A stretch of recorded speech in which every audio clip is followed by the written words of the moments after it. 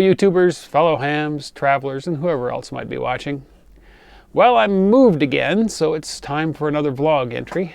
I'm now down near the Yuma Proving Grounds in southwest Arizona. About as far southwest as I go with the long-term visitor areas down here. Areas where you pay a relatively small fee, about $180 US, for 7 months. And they have several areas down here that you can park your RV in. They are what the RVers call boondocking areas, off-grid. You don't have any hookups. They do provide up near the entrance a dump station and water and trash dumpsters. You just have to go into town for groceries. So if you're set up for off-grid, it's really a good deal. $180, 7 months period of time. Now, of course, that all depends on the weather. It's usually at the beginning and end of the season, it's too hot down here to be here unless you're really equipped to handle the heat. But I'm down here now. This is the winter spot. This is where I'll be through, well, probably the end of January, early February, when I'll go back up to my spot around Quartzsite for a while until it gets too hot, and then I'll go back up to Kingman and decide what I'm doing for the summer. So I thought I'd do another little thoughts on the road here and just talk to you about what's going on. I don't script these. I just turn on the camera and start talking. So I'll try to keep it from rambling too much because there are a few things happening that are kind of exciting for me anyway. And I have a new toy coming. I ordered myself a Christmas present this year. I saved all year for it. So I'm really excited about that. And you're wondering, what is it? Well, I hoped to show it to you today.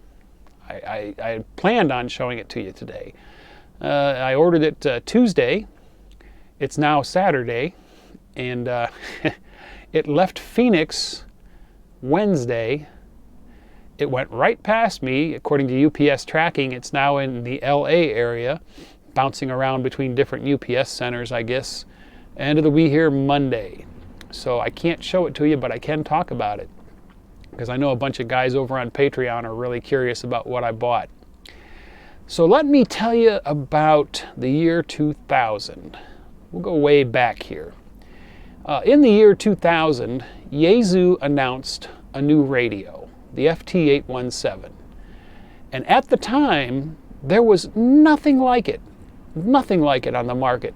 Such a small radio with all of that capability, all the HF bands, VHF, UHF, all mode on all bands, filtering, an internal battery pack. It was like the ultimate portable radio at the time. It was revolutionary. And a testament to its capabilities is the fact that here, almost 20 years later, they're still selling it. Now it's the FT818, which was hardly an upgrade. They didn't really change much at all. But they're still selling it, and it still sells, and it still gets used. 20 years of active retail life is a testament to how revolutionary that radio was. And then through the years, well, you know, I got that FT817 in 2001. I saved all year for it, and then 2001, my dad came down to Fort Wayne and picked me up, and we drove over to Toledo, Ohio, to the Toledo Ham Fest, I think, if I remember that right. And I bought my 817. And I still remember getting home with the little radio, putting batteries in it, running a coax from my ham station over to my Lazy Boy recliner, and sitting back in my Lazy Boy recliner making HF contacts, putting a rubber duck on it, checking into a net on the repeater, going through the manual and playing with it, just with that little radio just there in my hands, you know, sitting on a lap desk, just playing with it and just being astounded at its portability, at so much capability in such a small package. It was so exciting. It was so exciting. The years that followed, I used it to death. I took it out in the field. It was always fun, you know. That spark, that fun was there. And I kept waiting through the years for Kenwood, Icom, to come up with something, anything that would, you know, give me that same feeling of revolutionary, you know, of this is pivotal, this is amazing. Didn't happen. Elecraft came around, and I did have a KX3, and that was close. The KX3 was close to exciting, but it was kind of like, yeah, this is like the FT817. It's got a few extra capabilities.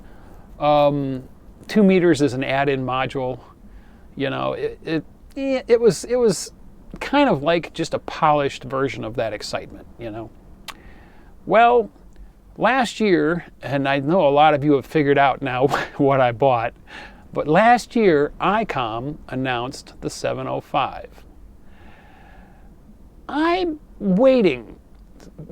People are starting to realize what it is, but I'm watching the wave start to build. I think the 705 is going to be a huge hit. The 7300, when Icom brought that out, and you all know now how many of those you hear on the air, they sell every one of them they make. They can probably have a hard time keeping up. You know, that was a big hit.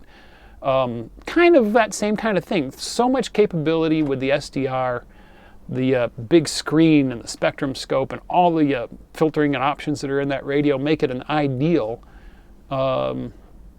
better than average low-end radio, you know. And its popularity is a testament to how well they did it, how much they got right in the design of that radio, ease of use, capabilities. It's a phenomenal radio. The 705 takes all of that ability and all of that power and all of that ease of use and capability of the 7300 and puts it into a tiny little radio, battery powered, with a battery pack that's a standard battery for their HT line that's really cheap and common and easily available, and lithium, so it's got a really great battery life, and adds so much more. The 705 is in that category, that unique, kind of amazing category. So much technology in such a small package. I can feel it already. I am so excited to play with that radio. I'm so excited to start exploring what it can do and what I can make it do. All the power of the 7300, all the HF bands, plus VHF, plus 440, plus D-Star digital voice and other, you know, all the other things you can do with D-Star, sending location information and text and all that. On all bands, by the way, you can switch to D-Star digital voice on HF. And its width is a little over 6 kilohertz, about the same as AM. I have seen in some video demos so far that the skirt edges of that transmission kind of almost get out to 10K with little spikes, but you know, that's okay. It's really 6 kilohertz wide, the same as AM. So yeah, you could use that on HF. Probably a novelty. I don't know. Maybe there's a use for it. Maybe the location data, the text sending, you can send an image. Those additional capabilities might prove useful in certain scenarios on HF. We'll see. It's something to play with. It has a built-in GPS receiver. That's, you know, not that uncommon on like the higher-end HTs and all, but there's a lot of things you can do with that GPS receiver. It'll set the radio's internal clock. It will provide the location, and Icom provides a database of D-Star repeaters that are in the radio and can be updated. So once you turn on the GPS, you can have the radio go ahead and program your memories with the D-Star repeaters in the area. You know, that's amazing. But you can also access the GPS via a data connection to the radio, via USB or Bluetooth. Yeah, it's got Bluetooth. I've already seen a video where a guy on his Linux laptop had GPS-D running, which is a GPS daemon for Linux that allows the computer OS to take advantage of an external GPS and do all kinds of things like set the computer's clock, provide location data, you know, work with mapping programs, satellite tracking, or whatever. You can access the radio's GPS from a computer. So it's like that's just a whole other level of usefulness. That's kind of exciting. It has Bluetooth, so you could use a Bluetooth headset. Yeah, well, maybe that's one of my first projects is going to be to figure out under Linux how to use the Bluetooth connectivity to do digital modes with your software like FLDigi, WSJTX, or whatever, wirelessly to the radio. I'm 95% certain that won't be a problem to do. And so that'll be one of the videos I'll do with it, is how you set that up. I don't know about Windows or Mac. I don't know how they treat GPS audio devices. But under Linux, I'm fairly sure I can route audio.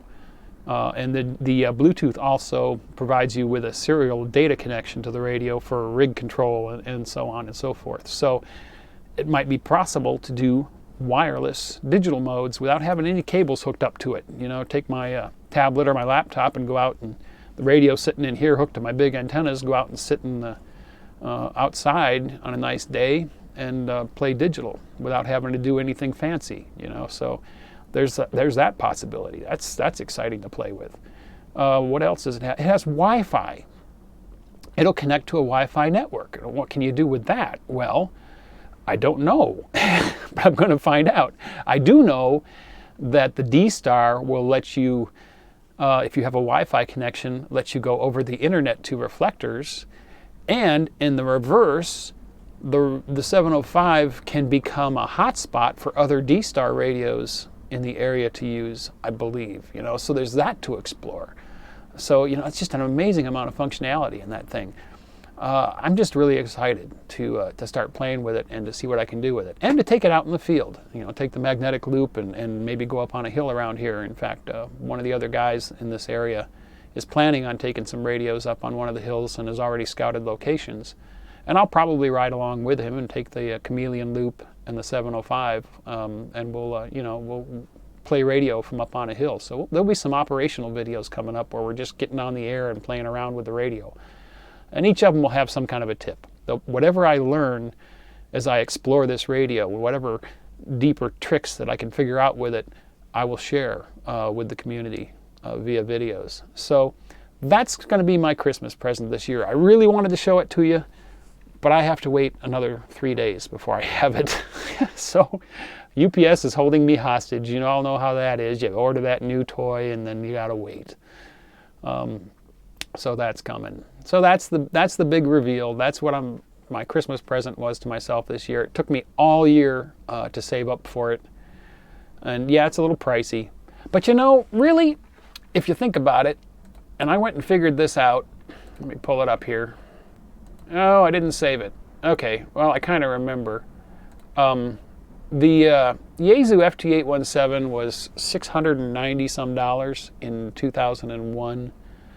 Which adjusted for inflation in today's money would put it around $980, almost $1,000. So yeah, the 705 is kind of pricey, but you know, it's the initial release. Everything was expensive when it was first released. The 7300 I think was around $1,300 when it was released. The 705 is $1,400. So yeah, it's kind of pricey, but for what it is. And that price will undoubtedly come down. A year from now, it'll probably be closer to $1,000, or maybe, you know, I don't know how fast it'll drop, but it'll definitely come down. It's just brand new. It's brand new right now. Icom is struggling to keep up with orders, and I think that's going to only increase as the radio's popularity increases. So yeah, there's that. People are going to complain about that. You know, the other complaints that I've heard is people complain that it doesn't have a built-in antenna tuner. Well, neither does the 817. Neither do a lot of QRP rigs that are out there. Some of them do, many of them don't. Not a big issue. You know, use a resonant antenna, an end-fed half-wave, or something like the little small antenna tuners that are out for QRP. You know, so that's not that big of a deal for me. You know. So anyway, yeah, that's what's coming. You're undoubtedly going to see several videos that include the 705 in some capacity on the channel in the coming weeks through the winter. And hopefully they'll some of the things that I discover with it will also apply to other radios, like my videos on using IF shift or filters and that, you know, kind of apply to other radios. There'll be some operational tips in there too, and it won't be all 705. It won't be nothing but 705 videos going forward, but it will factor in. It's going to be there because I'm going to have lots of things to discover and talk about. So yeah, that's that. So I'm down here near the Yuma Proving Grounds out in the desert, It's a very windy day today. I don't know if you can hear it, but there's a windstorm going on. We've got about 20-mile-an-hour winds with gusts up to 40. I'll probably take the camera out and show you the mast in the wind. It's holding up beautifully. It's hardly moving at all with these gusts and this blustery wind. That MGS mast is really nice. Thank you to the person that sent that to me a year and a half ago or so. I've used it to death, and I'll continue to use it. And yeah, the spider beams. I've had people ask me about the spider beams mast. I've still got it. It's sitting here next to my couch. I trip over it now and then because I just don't have storage space in the RV. I was thinking about putting it up down here, and I might do that in January because I want to experiment with using an end-fed half-wave wire in a vertical configuration, which would basically be a radialless vertical. That should still work really, really well, basically being a vertical dipole, even though it's end-fed. So I want to try that. So I might put that spider beams mast up again, but it's a lot of work putting that mast up. I kind of plan on putting that up when or if I get a permanent QTH, which is kind of a long-term plan. I'd like to have a little place down here somewhere, maybe northeast Arizona, where I could go for the summer. Build a tiny house and have kind of a semi-permanent QTH, and then maybe a camper van that I travel down here to hang out with the friends that I've made, or travel to other places to do remote things, activations, visit the Titan missile silo, and hook up to the HF disc cone. That's still on my list. There's a lot of things I'd like to do that are just prohibitive with this massive RV. But, I don't know how I'm going to make that happen. But that's, I'm kind of thinking about it. And when you put things in the back of your mind, you think I'd like to accomplish this, and you continue to hold that thought, subconsciously you start making changes and adjustments to your life and your habits that work you around to that goal. That's what I did with the RV. Years ago, I was reading about minimalism and simplifying your life, and had started thinking I really want to do that. I would love to be able to travel around and maybe live out in the desert for a while. This was years ago. And I kept that in the back of my mind, and here I am. So that's my long-term goal. So anyway, that's that.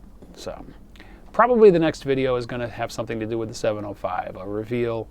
We'll hook it up and play with it, and I'll show you a trick or give a tip on something I've discovered with it. I've been devouring videos on the internet. One thing that I saw over and over again on the 705 videos, I think I've seen it 4 times now, is I've seen presenters look at the little rubber dust covers over the connectors and state that the radio is waterproof. So here you go, first valid bit of information on the 705. No, it is not waterproof, and it is not water resistant. It is not ruggedized. A lot of QRP rigs are not.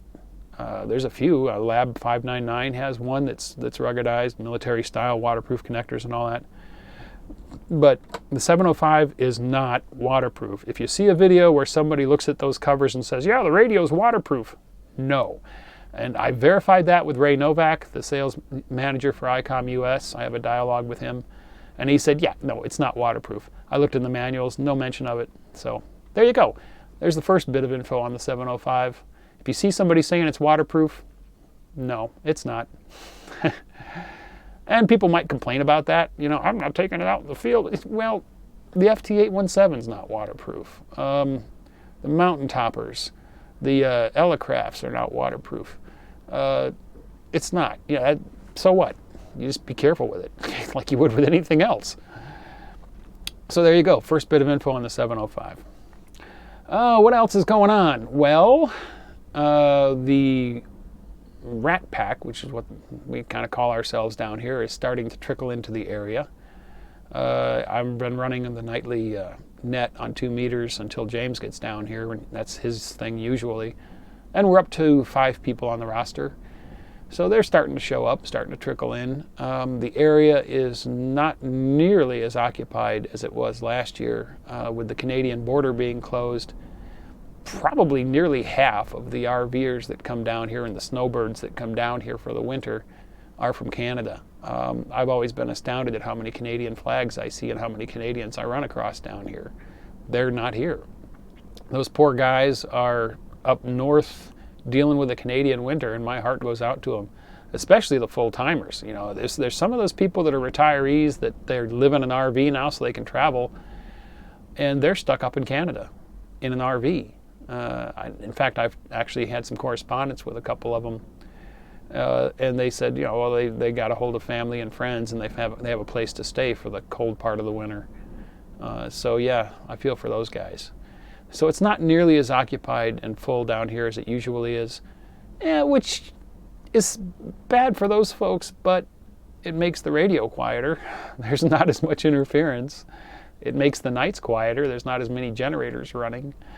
You know, so there's a silver lining. Everything has got its ups and downs. But the desert is still just as wonderful. There's been glorious sunsets, beautiful rolling clouds in the sky. The clouds here do amazing things sometimes if the weather's just right. In fact, I've got a clip for you at the end of this. When I was at Quartzsite, I had the big 160 meter end-fed half-wave up, and I did a lot of shortwave listening on it and playing around on it. It works really well on 20 meters, by the way, really well. And it works really well on 40 meters, and it worked pretty good on 80. So an end-fed half-wave 160 meter antenna is a pretty flexible antenna if you've got the room for it. I'm trying to think of how I can get it up down here. Right now I've got the doublet up, which is still my favorite wire dipole or wire antenna. It works really well. I've been checking in the nets and talking to people. Solar activity. We're entering into the solar cycle finally. The sun has kicked up. For 3 years, the solar flux rarely, if ever, got above the 70s. And I just checked this morning, it's 94. The solar flux is 94 with a large cluster of visible sunspots on the sun. So this year, this coming year, 2021, is going to be a good radio year. The sun's activity is firing off. Here we go. It's going to get fun. It's also going to be a good time to have a QRP radio, because when the sun's really active, you can work the world with 5 watts on 10 meters, you know, or 15 meters. I've even heard stations on 15 meters several days this week. So, you know, it's starting. That's exciting. Yeah. So, how long have I been talking? Yeah, 22 minutes. I think that's long enough. So that's it. That's what's up. New radio coming. There's going to be a bunch of videos about it, but not all. Don't worry. Some Linux stuff coming up. Some Raspberry Pi stuff coming up. I might even do a couple of antenna projects. I'm trying to keep things a little diverse here. I kind of fell into an antenna funk last year for a while, where I was just doing antenna videos mostly. So we're going to try to mix it up a little bit. So that's that. If you're still listening, wow, good for you, and thanks for hanging in here with me. And I will end the video with a time lapse of some of the rolling and puffy clouds that will sometimes develop and roll in place out here in the desert. It really looks amazing on time lapse. Enjoy that, and we'll see you in the next video.